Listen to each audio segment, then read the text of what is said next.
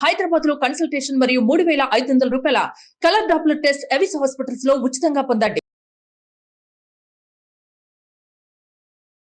నమస్తే రమగారు. నమస్తే జయ. రమగారు, మనం రకరకాల పనులు చేస్తూ ఉంటాం.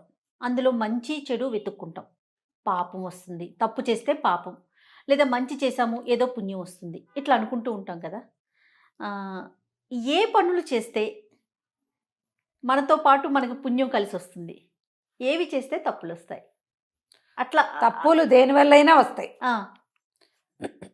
అంటే చేయకుండా పిల్లలకి చెప్పేటప్పుడు ఈ తప్పు చేసావనుకో ఇంక అంతే, అట్లా మనం చెప్తాం కదా, వేటికి చెప్పొచ్చు? బోల్డ్ అని. ఎవరికైనా అన్నం తింటుంటే మధ్యలో లేపేయటం పాపం. నువ్వు అన్నం పెట్టిన పుణ్యం పోతుంది, ఇది మధ్యలో లేపేసిన పాపం వస్తుంది.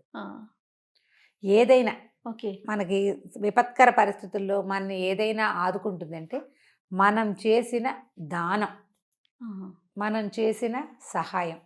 డైరెక్ట్గా అదే రాదు, వేరే రూపంలో ఏదో ఒక రూపంలో వస్తుంది. అప్పుడప్పుడు డైరెక్ట్గా మనం ఎవరికి హెల్ప్ చేస్తామో వాళ్ళే మనకి తిరిగి హెల్ప్ చేసేవి కనపడతాయి.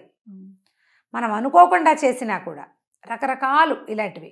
మనకి దానపరులు వాళ్ళ కథలు, ఎన్నో కథలు ఉన్నాయి, మనం చెప్పుకుంటూ ఉంటాం. ఈ దానం చేయటం వల్ల వీళ్ళకి ఈ ఫలితం లభించింది అని. ఇప్పుడు ఫలితం కోసం దానం చేయకూడదు. నువ్వు దానం చేయాలి, ఇతరులకు సహాయం చేయాలి, ఆ విధితో చెయ్యి. నీకు సహాయం అవసరమైనప్పుడు అది లభిస్తుంది ఆటోమేటిక్గా. నిన్న నేను చేసిందే ఇవాళ నాకు రావాలి, నిన్న బియ్యపు గింజ పెట్టాను అది మొక్క రావాలని అనుకోకూడదు. రూపం మారిద్దంటారా? మారిపోతుంది, రూపం మారుతుంది. నీకు కావలసిన సహాయం ఎలాగోలాగా అందుతుంది. నువ్వు ఇచ్చిందే, నువ్వు చేసిందే, నువ్వు దేనికి పెట్టావో సొరగింజ పెట్టి సొరమకాయలే కాయటం లాగా అది జరగదు. అట్లా జరగదు. కానీ నువ్వు పెట్టిన విత్తనం అది ఏ గింజో నీకు తెలియదు, అది ఎలాంటి ఫలితాన్ని ఇస్తుందో అలాంటి ఫలితాన్ని ఇచ్చేస్తుంది అది ఆటోమేటిక్గా.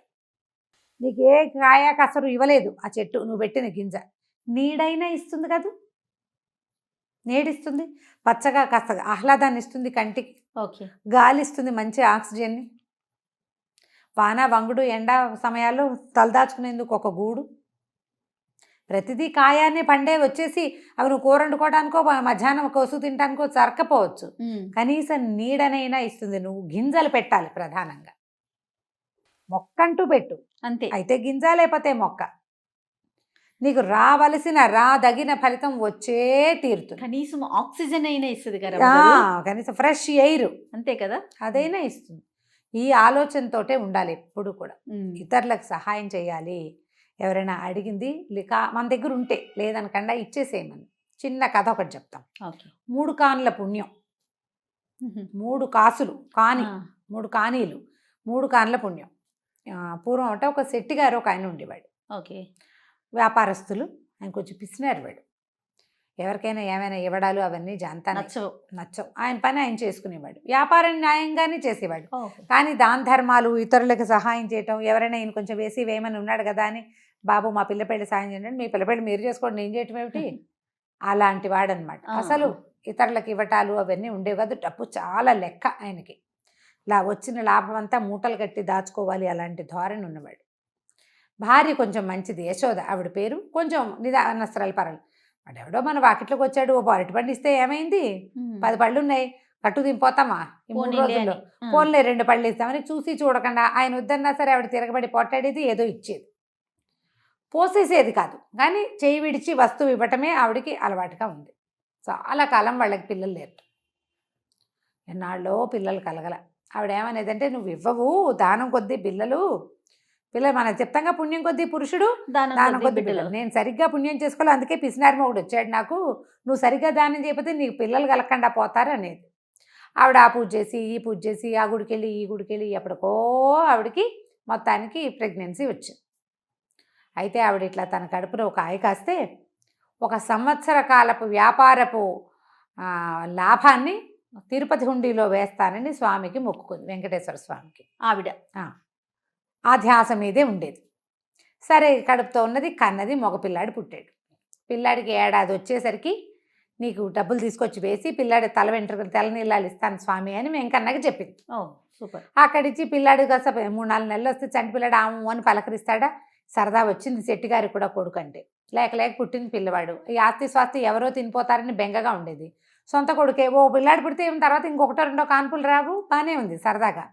అయితే మెల్లిగా ఈవిడ ఒకరోజు చెప్పేది, మనం వెంకన్నకి వెళ్ళాలి, చూసి రావాలి, తలకాయ నీళ్ళాలు ఇవ్వాలి, మేము నీకు మీ అమ్మ చెప్పింది, నీ తల నీళ్ళాలు కూడా తిరుపతిలోనే ఇచ్చారట అని మెల్లిగా ఆయన్ని లైన్లో పెట్టింది గుడికి వెళ్ళాలి అని. చివరికి ఒకరోజు చెప్పింది, సంవత్సర ఫలితం వేస్తాను అని. అదంతా లెక్కపెట్టి గుండెలు బాదుకున్నాడని, అయ్యే బాబోయ్ 2000 రూపాయల ఖర్చు, ఏడాదికి 1000 రూపాయలు మనకి లాభం, ప్రయాణానికి 1000 అవుతుంది అని చెప్పి గోల పెట్టేశాడు. గోల పెడితే ఆవిడ ఏమైనా సరే, ఇంతలో ఏమైంది, ఆయన ఇట్లా గోల పెడుతుంటే ఆ పిల్లాడు కాస్త తబిక్కని పడ్డాడు. నెత్తురు వచ్చేసరికి ఆవిడ ఎవరెవరా, నువ్వు భగవంతుడి విషయంలో ఇట్లా వేషం వేస్తున్నావా, కాబట్టి చూడు ఇట్లా అయిపోయింది, పిల్లాడి పడ్డాడు, ఇంకేదైనా పెద్ద ప్రమాదం జరిగితే బాకీ తీర్చకపోతే ఆయన ఒప్పుకుంటాడు వెంకన్న, అసలు ఊరుకోడు, బాకీ లాగేదాకా ఒప్పుకోడు ఆయన. నువ్వు అక్కడ బాకీ ఇవ్వకపోతే పిల్లాడికి ఏదైనా జబ్బు చేసి వీడు అనారోగ్యానికి అయిపోతుంది, మొక్కుబడిగానే ఉండిపోయి ఖర్చు అయిపోతుంది అని అరిచర్చి కేకలేసి పోటాడింది. ఈ లోపల ఆయన మేనత్త మొగుడు వచ్చారు. వాళ్ళు అన్నారు, అయ్యోయ్యో అట్లా చేయకూడదురా నాయన, మీ అమ్మ ఇట్లాగే ఏదో ఇద్దే కొట్టి మీ తమ్ముడు పోయాడు అప్పుడు అనేసరికి భయం పట్టుకుంది. కేకలే కలిగిన పిల్లాడు, వాడేమో మంచి జనముద్దైన పిల్లాడు.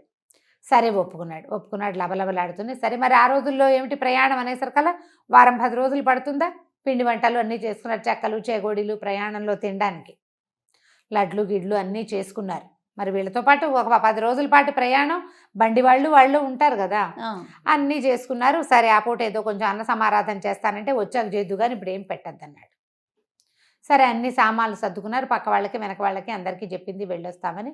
వీళ్ళు బయటకు వస్తుంటే ఒక సాధువు ఒక ఆయన వీళ్ళ వాకిలి గుమ్మంలో కూర్చున్నాడు.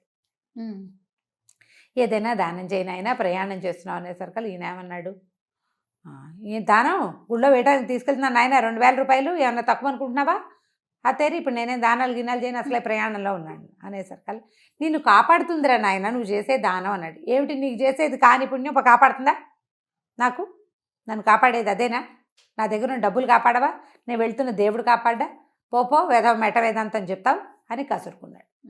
లోపల నుంచి సంచులు అన్నీ పట్టించుకుని పిల్లాన్ని సంకనేసుకుని వస్తుంది. యశోద గారు ఏం చేసింది, సంచిలోంచి ఆవిడ చేతి సంచులోంచి 2 లడ్డూలు తీసి ఆ సాధువు చేతిలో పెట్టి 3 కాన్లు ఆయన చేతిలో పెట్టి,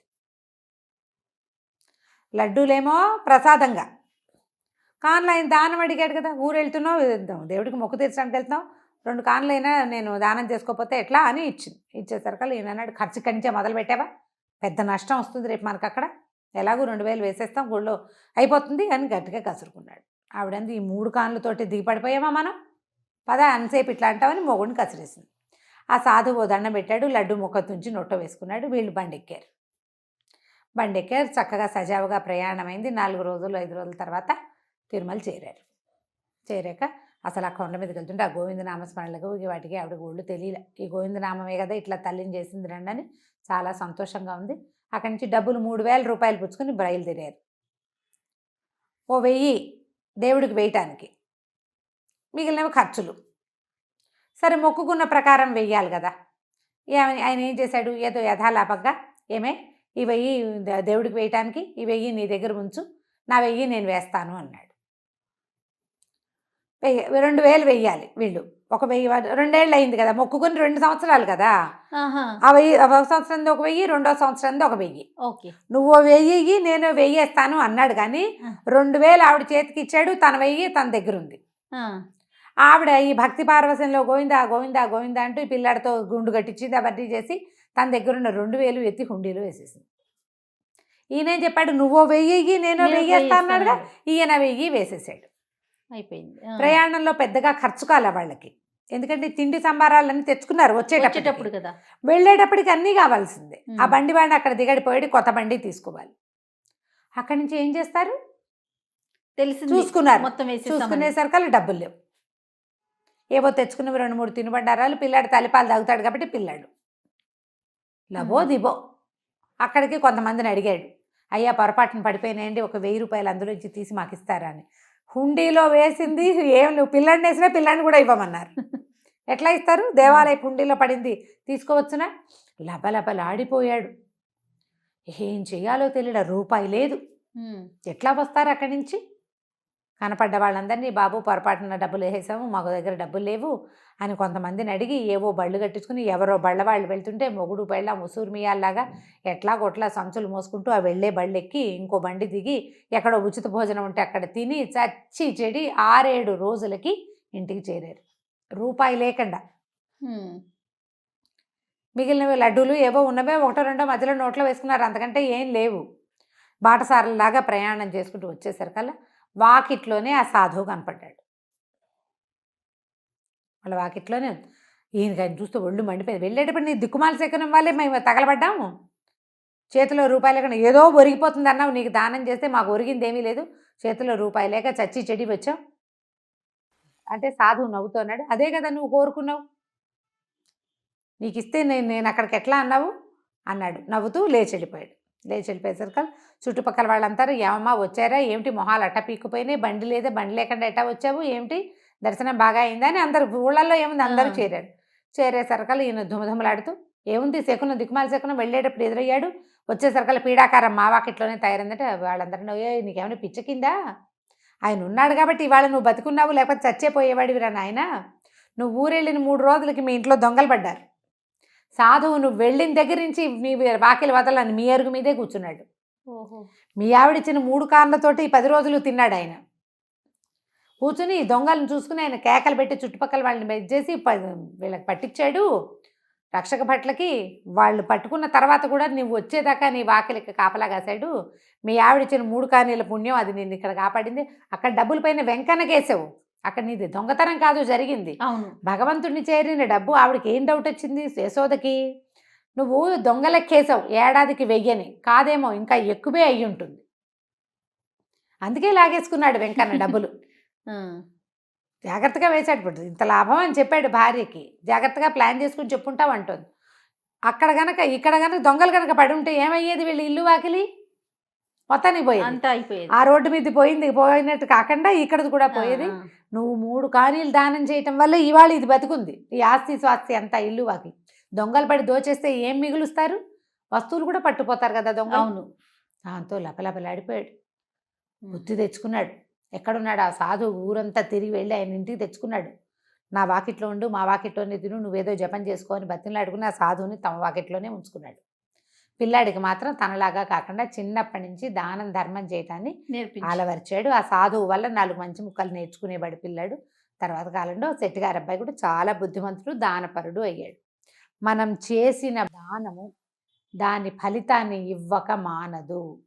నీకు తెలిసినట్టుగా నువ్వే గింజ పెడితే ఆ గింజే మొక్కొచ్చినట్టుగా మాత్రం కాదు, నీకు అవసరమైనప్పుడు కావలసిన సహాయం, నువ్వు చేసిన పాజిటివ్ థింగ్ చూసావా, నువ్వు ఇచ్చింది అది ఇంకొక పాజిటివ్ రూపంలో నీకు తిరిగి వస్తుంది, చేయాలి అంతే అంతే. ఎంత బాగుందో రమ్మగారు, చాలా చాలా బాగుందండి. నమస్తే రమ్మగారు. నమస్తే చెయ్యి.